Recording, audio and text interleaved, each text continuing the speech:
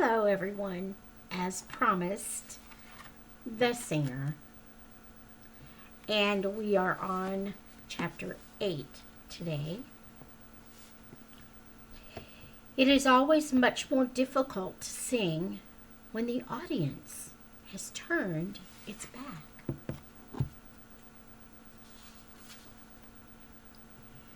The singer ceased. The ancient star song slept. You know the final verse, his mother asked. I know it all, he answered back, but I'll not sing it here. I'll wait till I'm on the wall. Then alone the melody will fall upon the thick ears. They will not like the final verse, she said. They will not like it, for its music is beyond their empty days and makes them trade their littleness for life. The self of every singer of the song must die to know its music. They all must die, and ever does the self die hard. It screams and begs in pity not to go, nor can it bear to let the Father's Spirit own the soul. He turned the thoughts methodically within his mind, then spoke again. Mother, I shall sing the song while I move out to seek more singers who, like me, are quite content to sing, then die. She knew that he was right, but found it hard to talk of joyous life and painful death at the same time. How odd the song born on Earthmaker's breath should lead his only troubadour to death. I cannot bear to see you die. Let all the world go by. Don't sing upon the wall. At least don't sing the hell-bound ancient curse. If you must sing of life, leave off the final verse. I go, he said. God give me strength to sing upon the wall, the great walled city of the ancient king. He turned. She cried. Leave off the final verse and not upon the wall. He kissed her. I can't ignore the Father Spirit's call. So I will sing it there, and I will sing it all. Chapter 9.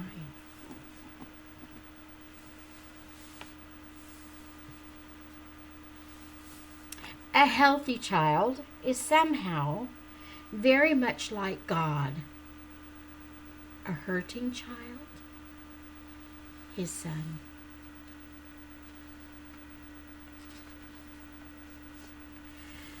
The sunlight lured him from the shaded village streets and drew him into day. And everywhere he went, the world-hater had already been. The sick men lay among the roadside thorns. The old ones groaned from habit. The young ones whimpered out of hopelessness. The singer stopped. Beside the road, he saw a brown-eyed child. Her mouth was drawn in hard, firm lines that could not bend to either smile or frown. Her sickness ate her spirit, devouring all the sparkle in her eyes. Her legs, misshapen as they were, lay useless underneath the coarsest sort of cloth. The singer knelt beside her in the dust and touched her limpid hand and cried. He drew the cloth away that hid her legs. He reached his calloused hand and touched the small, misshapen foot. I, too, was born with scarred feet. See mine, he said, drawing back the hem of his own robe. She seemed about to speak when the music of a silver pipe broke in the air around them. He had heard the pipe before. Above them towered the world hater. I knew you'd come, he said. You will, of course, make straight her twisted limbs. I will, world hater. But can you have no mercy? She's but a child. Can her wholeness menace you in any way? Would it so embarrass you to see her skipping in the sun? Why hate such little suffering life? Why chide me, singer? She's Earthmaker's awful error. Tell your father's spirit he should take more time when he creates. No, it is love which brings 1,000 children into life and health. It is hate that cripples each exception to eternal joy. But why must you forever toy with nature to make yourself such ugly pastimes of delight? I hate all the Father Spirit loves. If he would only hate the world with me, I'd find no joy in it again. You sing. The only music that I know is the cacophony of agony that grows from roadside wretches such as these. The child between them lay bewildered by their conversation. The singer spoke again. I'll bring my song against your hate, against the bonds of human sins, and human tears will subside when the ancient star song wins. The hater raged and screamed above his crippled joy. Sing health if you must. Sing everybody's but your own. I soon will have your song, likewise your life. Your great star song is doomed to fall. You'll groan my kind of music when I meet you at the wall. The singer scooped the frightened child into his arms. He sang and set her in the sunny fields and thrilled to watch her run.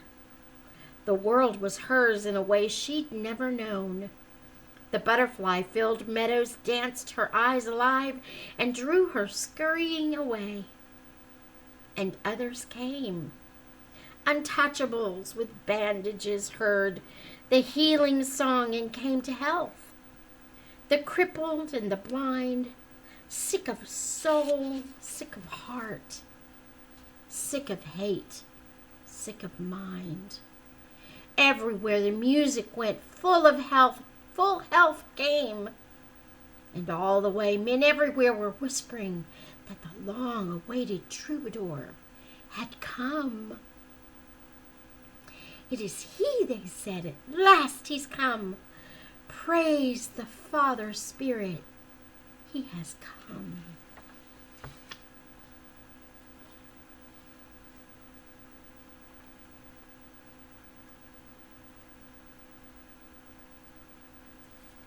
Chapter 10. The word crying does not appear in the lexicon of heaven. It is the only word listed in the lexicon of hell.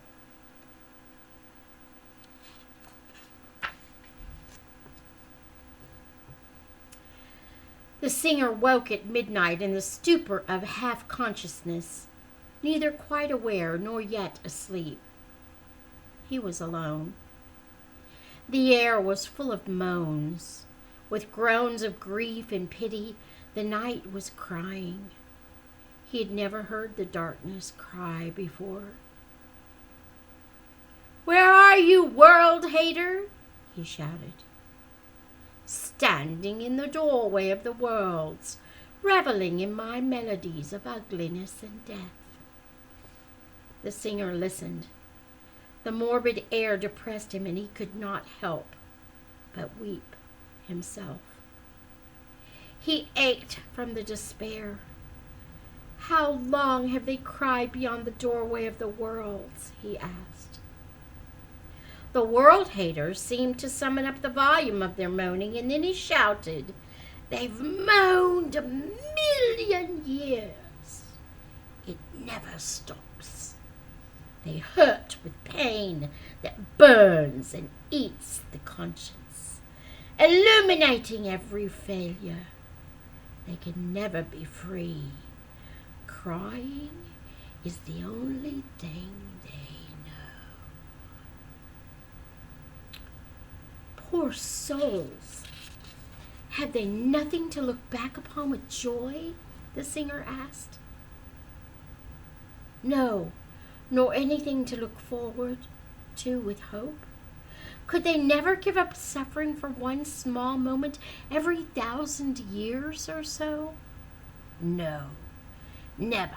They ache in simply knowing they will never cease to ache. I'm coming to the canyon of the damned, you know. You dare not think that you could sing above their anguished dying that will never be dead. You'll see, world hater. I will come. It's my domain, the hater protested. You have no domain. How dare you think that you can hold some corner of Earthmaker's universe and make it your own private horror chamber? It is forever, singer. Yes, but not off limits to the song.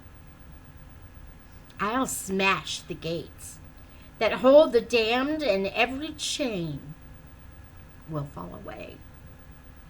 I'll sing to every suffering cell of hate the love song of my soul. I'll stand upon the torment of the canyon of the damned. The troubled air grew still. The world hater stepped outside the universe, pulled shut the doorway of the worlds, and crying softly, slept with joy.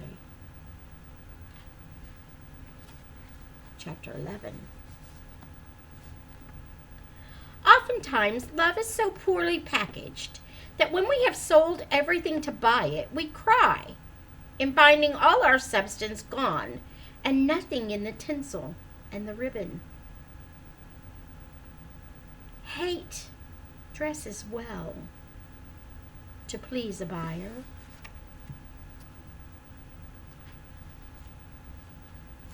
He met a woman in the street. She leaned against an open door and sang through her half-parted lips a song that he could barely hear. He knew her friendship was for hire.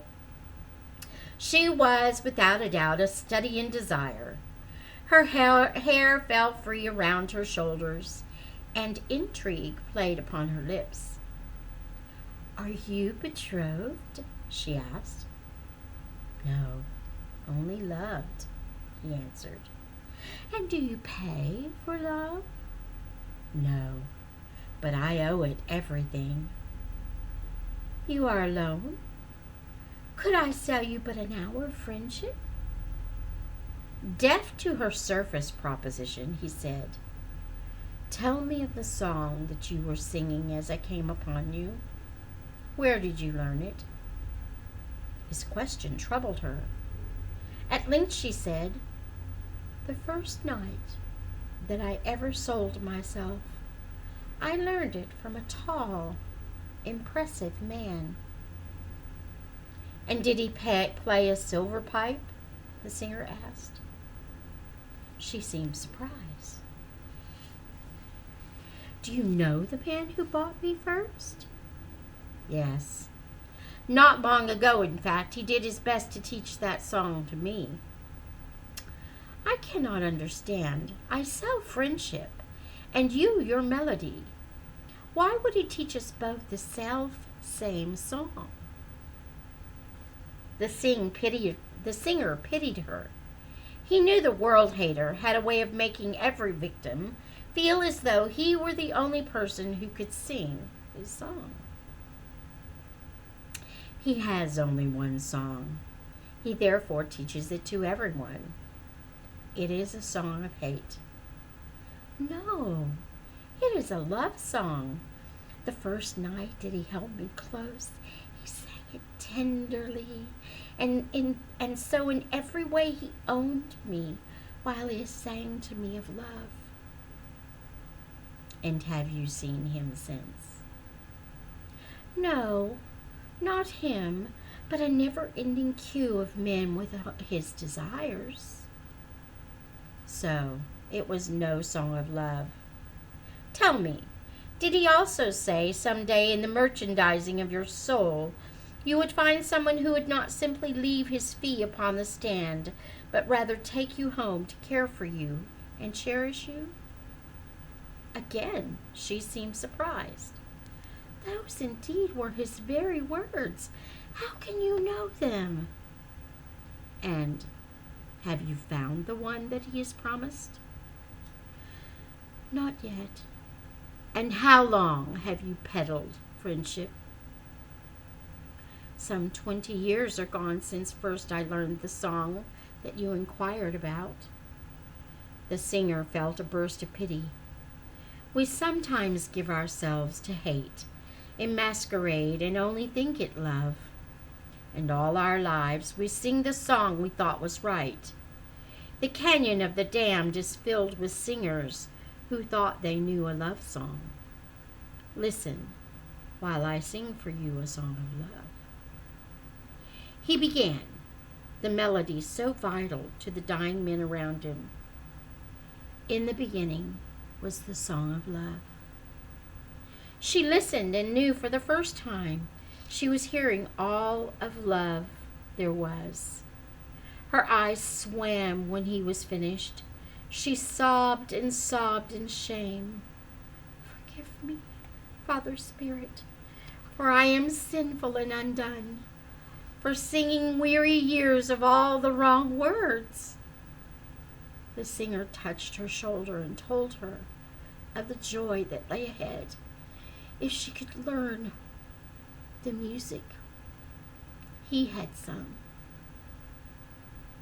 He left her in the street and walked away, and as he left, he heard her singing his new song. And when he turned to wave the final time, he saw her shaking her head to a friendship buyer. She would not take his money. And from his little distance, the singer heard her use his very words. Are you betrothed? The buyer asked her. No, only loved, she answered. And do you pay for love? No, but I owe it everything.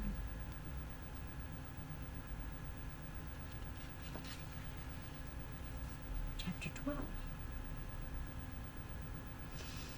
In hell there is no music. An agonizing night that never ends, as songless as a shattered violin.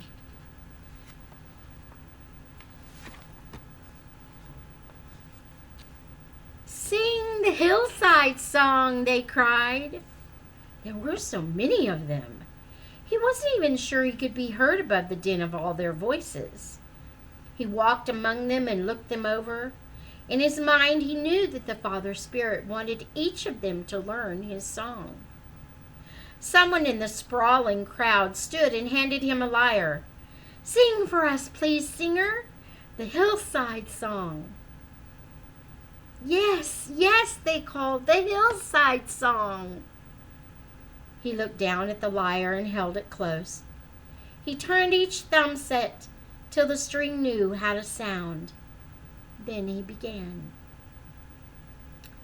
Blessed are the musical, he said, for theirs shall be a never-ending song.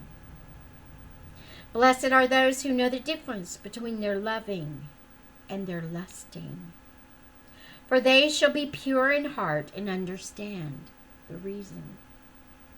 Blessed are those who die for reasons that are real, for they themselves are real. Blessed are all those who yet can sing when all the theater is empty and the orchestra is gone. Blessed is the man who stands before the cruelest king and only fears his God.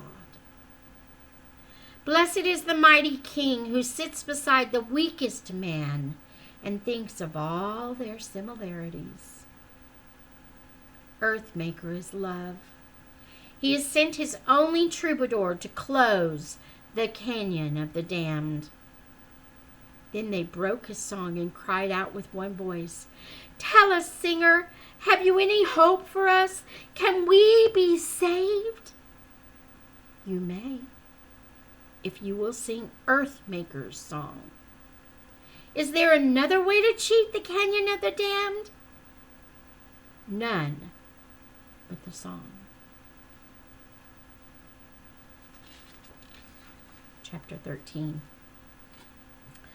No person is ever so helpless as the man in whom joy and misery sleep comfortably together. No physician can give health and happiness to the man who enjoys his affliction. For such a man, health and happiness are always contradictory. From night to day and back to night again he traveled on. He saw the glow of the great city far on the horizon, and just the light of it roused expectancy and fear.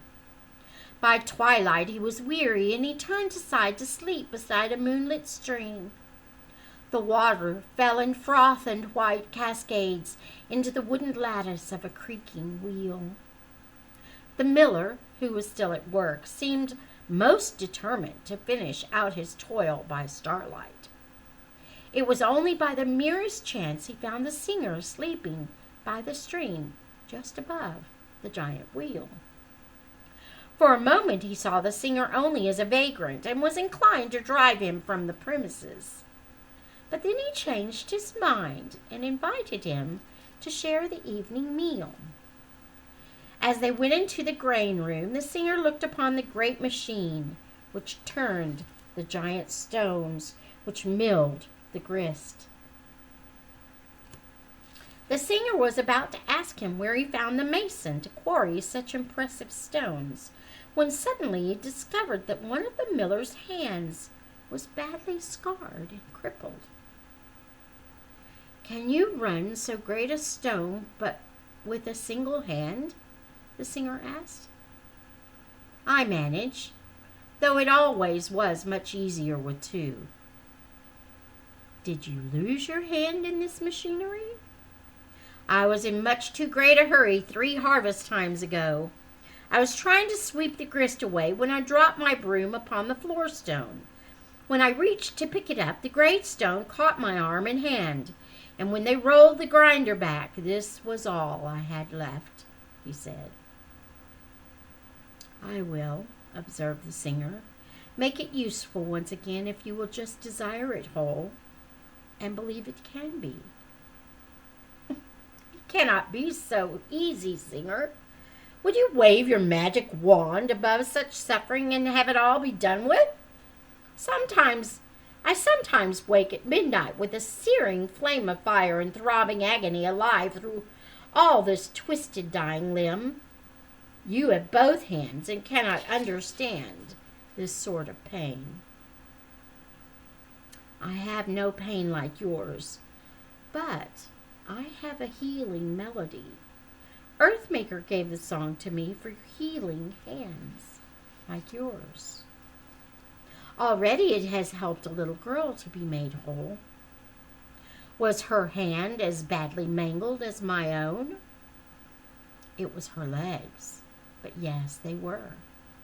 "How often I have wished that I might trade a useless hand for such a leg," the miller interrupted. Why not simply be made whole?" "Oh, that such healing now were possible! The speed I might regain in working at the mill, but no, it cannot be. Can you understand? Have you no sympathy for suffering? Are you so empty of conscience as to suggest a hopeless remedy? You only add to misery by forcing me to see myself a cripple." I soon shall have to close the mill or sell it. I cannot make the necessary quota since the accident occurred. There is power within the melody. I know to make you well. Please, miller, trust and let me sing, and you will run the mill alone with 2 good hands. Stop your mocking. I am a sick old man whom life has cheated of a hand.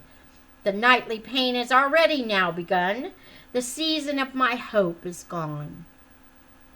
The singer watched him, caught in some dread spasm of his aching circumstance. He moaned and fell upon the floor, and with his healthy fingers he held his mangled hand. His surging pain caused him to cry, "Oh God, deliver me from this body. I can never be well and whole as other men." He waited for the singer to join him in his pity, but when he raised his head for understanding, the door stood open on the night, and the singer was nowhere to be seen. Chapter 14.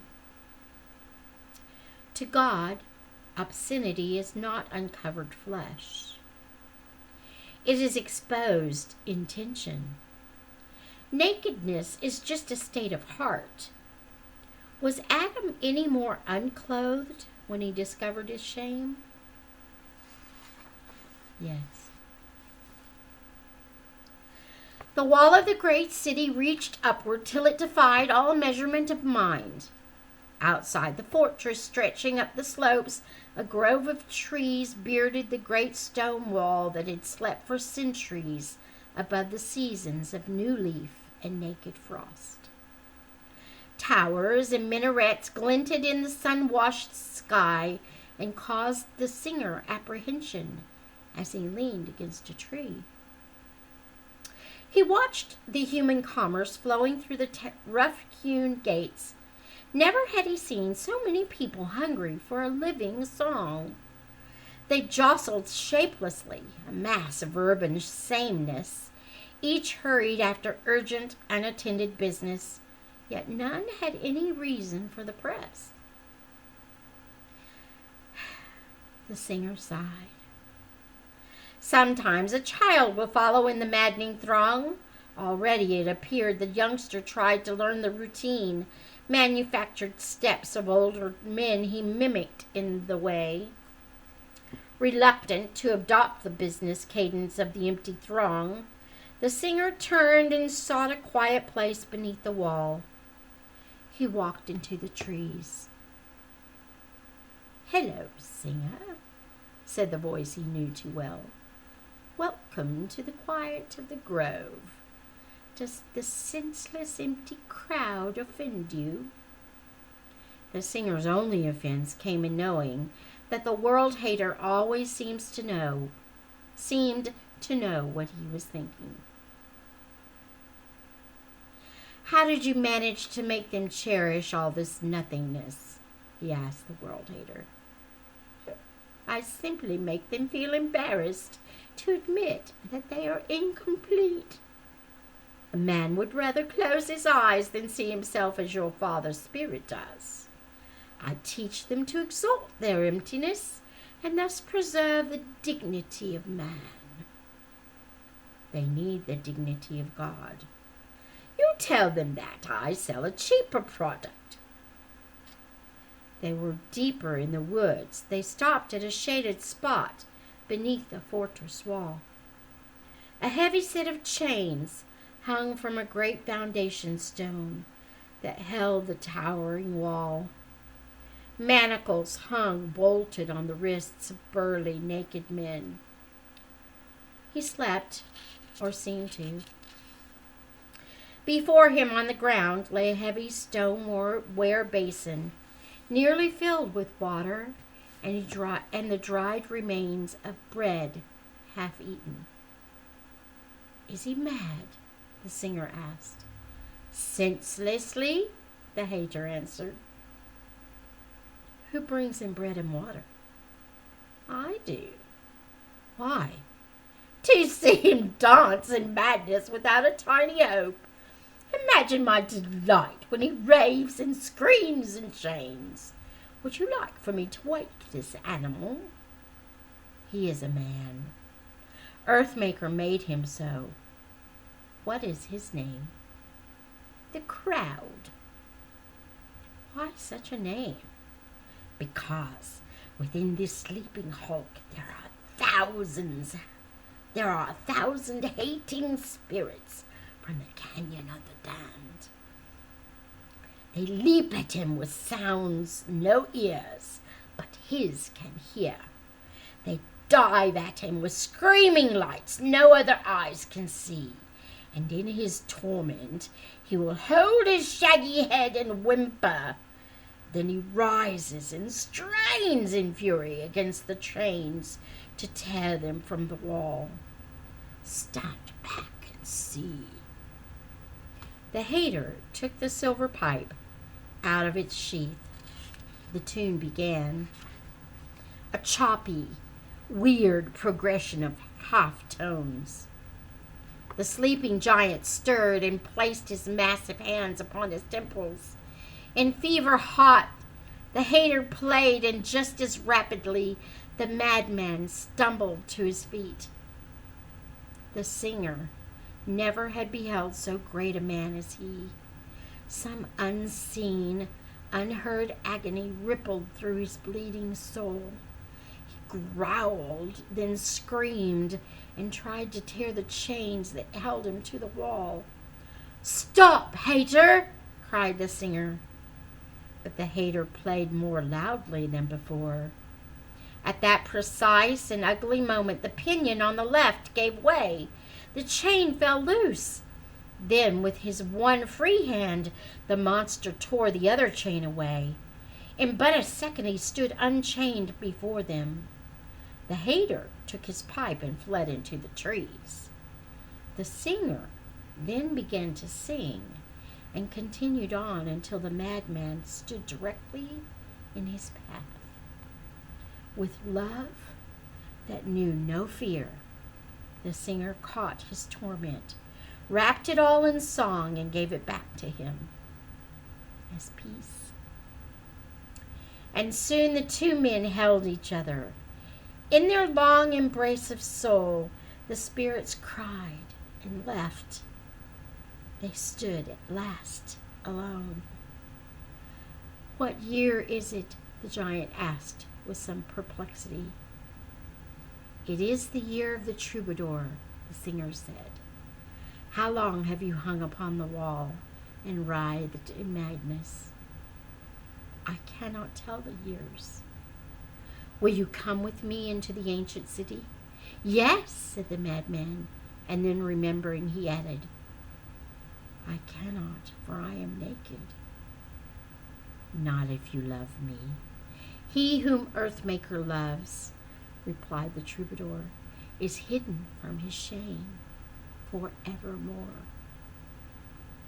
"I love you more than life," the madman then confessed. And when they turned to leave, the two of them were dressed.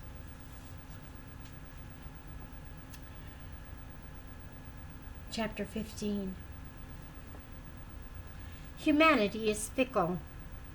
They may dress for a morning coronation and never feel the need to change clothes to attend an execution in the afternoon.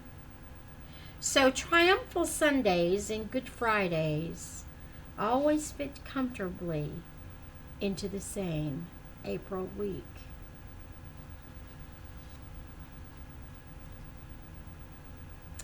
The way through the gates was full. The holiday had come, and the eagerness of all the citizens for tradition and festivity had charged the air with expectation. The singer and the madman felt the strain of something dread but pending, threatening but unannounced. Within the press of people, the singer felt a mixing of compassion and revulsion. He pitied them for emptiness, but resented their contentment in it. He knew that what they needed was the song. When they approached the gates, a woman in the crowd came to the madman. Then, shuddering, fell back in fright. They stopped, and the congestion moved around them. "You are the madman," she said. Then, changing her mind, she denied it. "No, you are clothed insane." "I am the madman," he said, "but the troubadour has come, and I am full and whole." "Who is this troubadour?" she asked.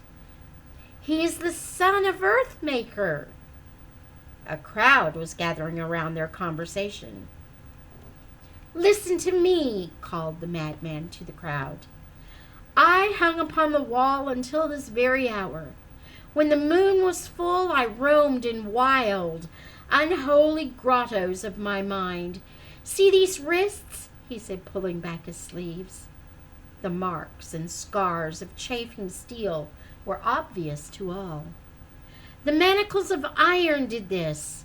I could kill, and would have many times except for the great chains which held me.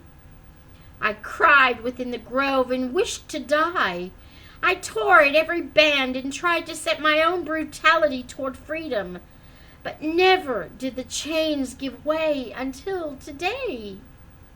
"Stop!" cried a voice within the crowd. "You are still mad!" The voice continued as the hater came out of the crowd. "Listen to me, madman," he said, pulling out the silver pipe. Beads of perspiration appeared upon the madman's brow. Fear tore at him. Could he stand the melody that formerly had driven him insane? The weird progression of shrieking notes began, but the madman's tension soon began to ease. In the frustration of his losing, the hater played more loudly than before. Soon the madman was entirely at peace. He exulted in the confidence of total sanity. "It's no use, hater. The troubadour has come." The crowd had grown to several hundred people, and the madman called out over them. "This man's pipe wiped out all my sanity until today. I learned a new song from the singer for whom the world so long has waited. Listen to the song of life." He began to sing. The singer himself was startled at the beauty of his voice. He sang with such confidence that none could doubt the meaning he found springing up within his soul. "Where did you learn this confidence and joy?" they asked him. He nodded toward the singer. "He has saved me from myself and from 1,000 maddened spirits from the canyon of the damned." "Who are you, man?" they asked the singer. "I am the troubadour, the son of Earthmaker." The singer then replied, "I have come to save the world and close the canyon of the damned." "Can we know your saving song and sing it as the madman does?" "You may, if you believe I am the only troubadour." They mulled the proposition in their muddled minds. Then someone in the fringe cried aloud, "Halana to the troubadour, son of Earthmaker!" Another to the far left took up the cry, a third, and then a fourth, and suddenly the world seemed caught up in the cry. "Halana to the troubadour, Earthmaker's only son!" Through the ancient city gates, the joy echoed down the plaster canyons and drubbed its cadence over cobblestones.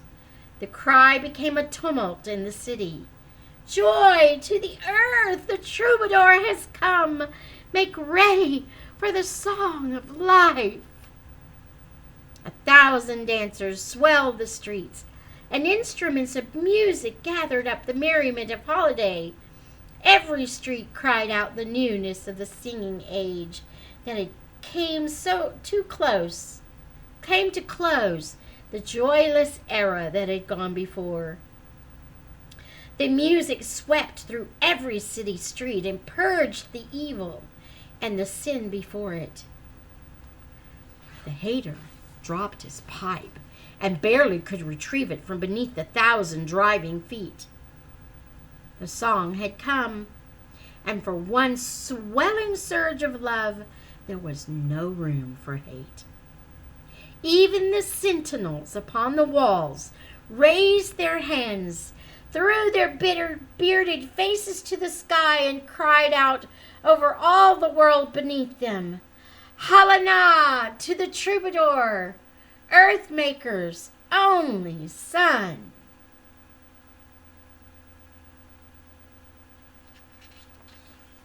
And that is the end for today. Until next time, may the Lord bless you and keep you. May he make his face to shine upon you and be gracious to you. May the Lord lift up his countenance upon you and grant you his peace.